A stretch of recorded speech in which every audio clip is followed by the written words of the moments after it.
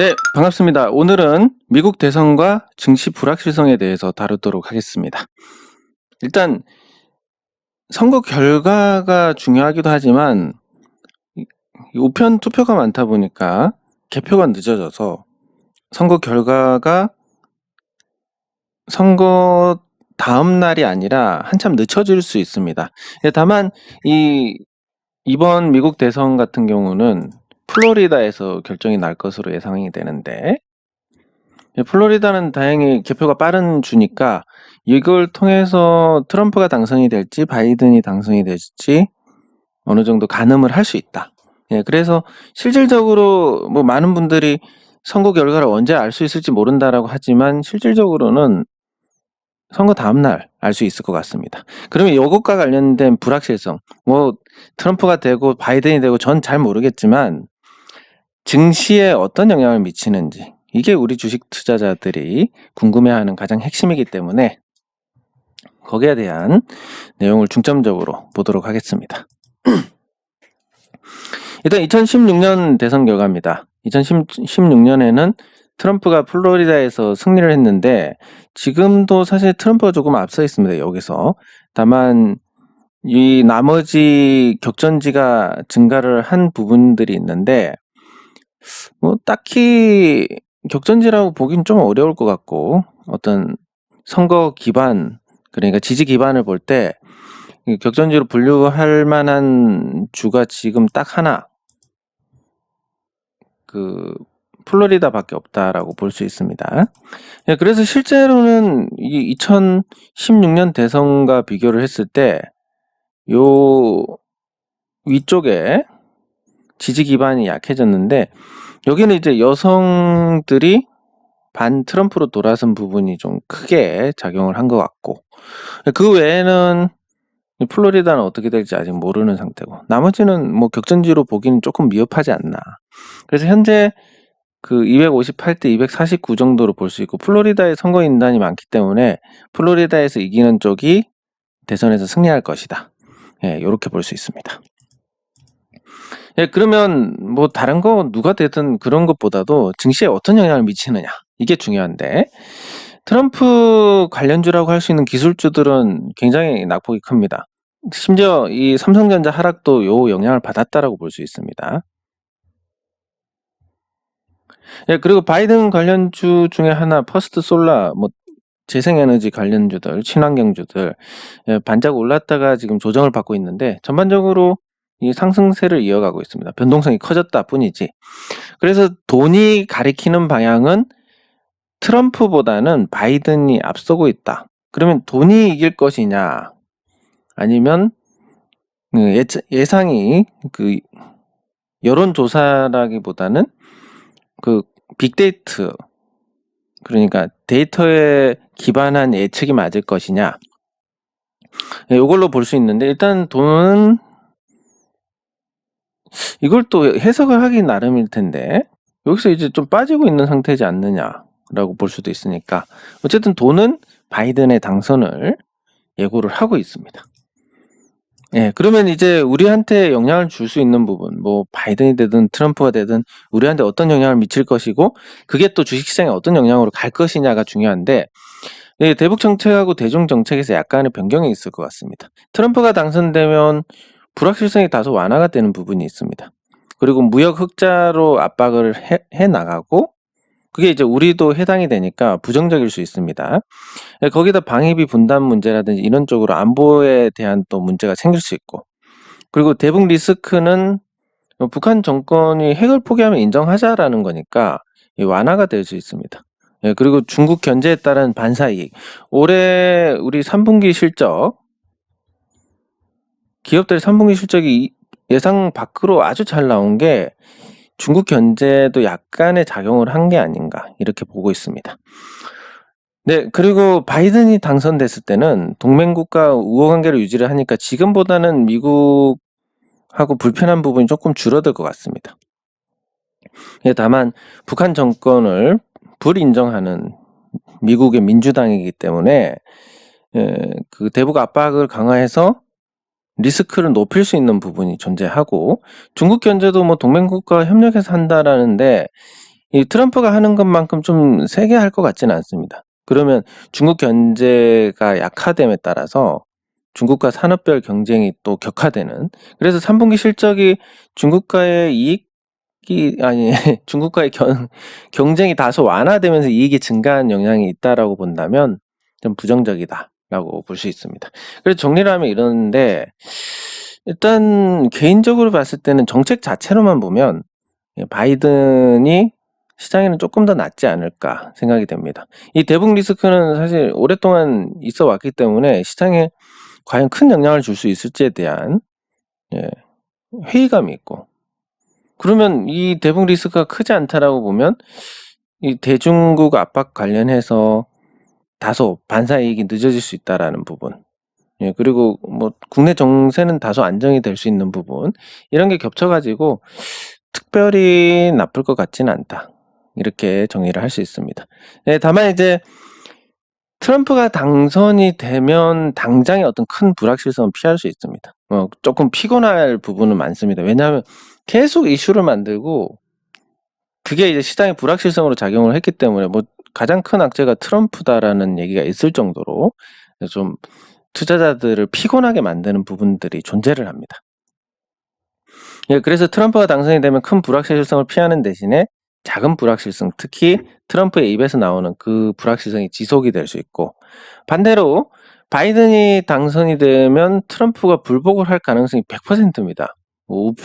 우편 투표가 무효다, 아니면 우편 투표에 중국이 개입을 했다 등등 불복을 할 만한 이유는 차고 넘치니까, 그래서 이게 큰 불확실성으로 시장의 동요를 가져올 수 있습니다. 만약에 이렇게 된다면 내년 1월 19일까지 트럼프가 물러나기 전까지 시장에 굉장히 큰 불확실성을 줄 수 있습니다. 그래서 트럼프가 당선이 되는 게 호재는 아니지만 그래도 악재는 아니다. 바이든이 당선이 되면 나중에는 호재가 될지 모르지만 트럼프가 1월 19일, 물론 1월 19일도 굉장히 양보를 한 거고 소송 이런 걸 통해서 다음 임기가 끝나기 직전까지 버틸 수도 있기 때문에, 예를 들면 이런 겁니다. 예전에 그 창원 CC에서 이제 그 선거가 한번 있었는데, 그 선거에서 결과가 나오고, 그리고 그 결과가 사실은 조금 잘못된 결과였습니다. 그래서 소송을 통해서 바로 잡았는데 바로 잡을 때까지 소송 기간이 거의 2년, 임기를 다 채워버리면서 명예는 되찾았지만 그 선거 결과가 바뀌지 않은 거랑 똑같이 된 적이 있었는데, 뭐 그런 거랑 비슷한 상황이 되지 않을까 싶습니다.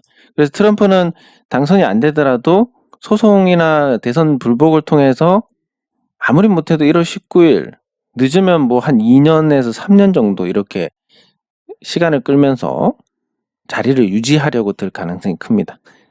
이게 아주 큰 불확실성인데, 아마 실제로 그렇게 하기보다는 그런 뉘앙스를 계속 흘리면서 내가 당선되는 게 혼란을 덜 줄 거다, 이런 식으로 유권자들에게 강요를 하고 있지 않나, 이런 생각을 해봅니다. 어쨌든 트럼프 당선은 호재도 악재도 아니고 바이든 당선은 나중에는 모르겠지만 당장은 악재가 될 수 있다. 그러면 결론을 명확하게 내려봅니다. 이게 트럼프의 당선 가능성이 높다고 보는데, 이게 우리가 도박을 하는 것은 아니기 때문에 트럼프 당선에 베팅을 하고 뭐 바이든 당선에 베팅하고 그거는 굉장히 어리석은 일입니다. 그런 부분들보다 트럼프의 당선 가능성이 높아서 그러면 우리가 대응을 어떻게 해 나가야 되는지에 대한 기준으로 삼아야 되지, 이걸 가지고 베팅을 한다, 굉장히 잘못된 접근이다. 그래서 도박은 아니지만 예측을 해보면 트럼프가 당선이 될 가능성이 큰데, 그러면 트럼프 관련주라고 내렸던 이 기술주들, 애플부터 시작해가지고 테슬라, 아마존, 뭐 넷플릭스, 페이스북 이런 종목들이 과연 트럼프가 당선이 됐다고 오를 것이냐? 지금까지 많이 상승을 해왔기 때문에 뭐 지금 조정받은 부분을 되돌릴 수 있을지는 모르겠지만 이게 추가 상승의 모멘텀이 되기는 어렵다. 실질적으로 트럼프든 바이든이든 도대체 이 코로나19로 인한 경제가 무너진 부분을 어떻게 회복할 것이냐라고 했을 때 전부 인프라입니다. 그러니까 대선 결과와 별개로 인프라주들은 지금까지 좋은 흐름을 보였고 바이든도 그렇기 때문에 사실 지금도 괜찮습니다. 지금 대선 결과 누가 나오든 인프라 투자는 활발하게 이루어질 것이기 때문에 그래서 인프라주들은 좋은 상태다.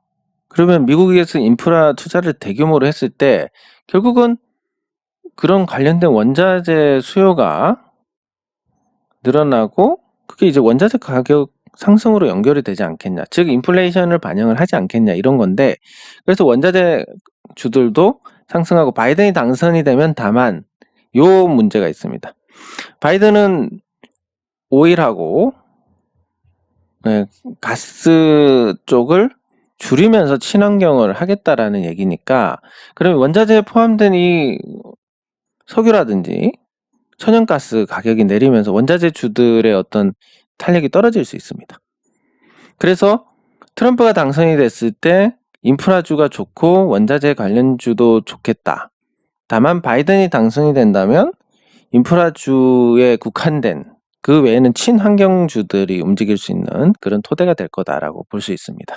그럼 현 시장하고 뭐가 차이가 있느냐? 트럼프가 당선이 됐을 때 정책 변경이 없고 대선 불복도 없고 대외 노선에 대한 어떤 혼란도 없고 그래서 현상 유지가 된다라고 보고 트럼프가 당선이 안 되고 바이든이 당선된다라고 하면 정책도 바뀌고 대외 노선도 바뀔 수 있고 대선 불복으로 인한 불확실성도 있으니까 시장이 굉장히 시장이 불확실성이 높아져서 부정적인 영향을 받을 수 있다.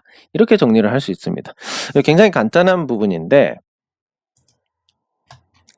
일단 정리를 하면 그렇습니다. 요약을 하면 대선 결과하고 비교했을 때 북부의 일부 주들의 이탈이 있지만 플로리다에서 승부가 갈릴 것이고 그 플로리다의 개표 결과는 비교적 신속하게 나온다.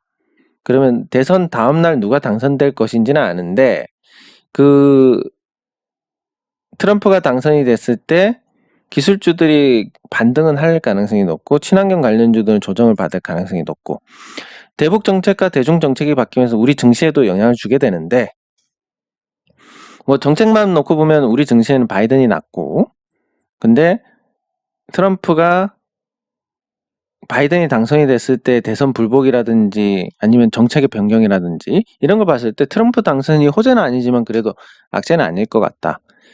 그리고 트럼프가 당선이 안 됐을 경우 대선 불복으로 인해서 큰 불확실성이 시장을 계속 흔들 수 있다는 부분 이게 악재로 볼 수 있고 그래서 명확한 결론은 트럼프 당선 가능성이 높지만 기술주들은 이미 많이 올랐기 때문에 추가 상승이 조금 모호하고 인프라주들은 바이든이든 트럼프든 무조건 상승하니까 지금 베팅해도 나쁘지 않고 원자재 주들은 트럼프 당선으로 기존 화석연료를 다 사용한 다음에 그 다음에 친환경으로 가겠다라는 부분에서 조금 탄력을 받을 수 있습니다.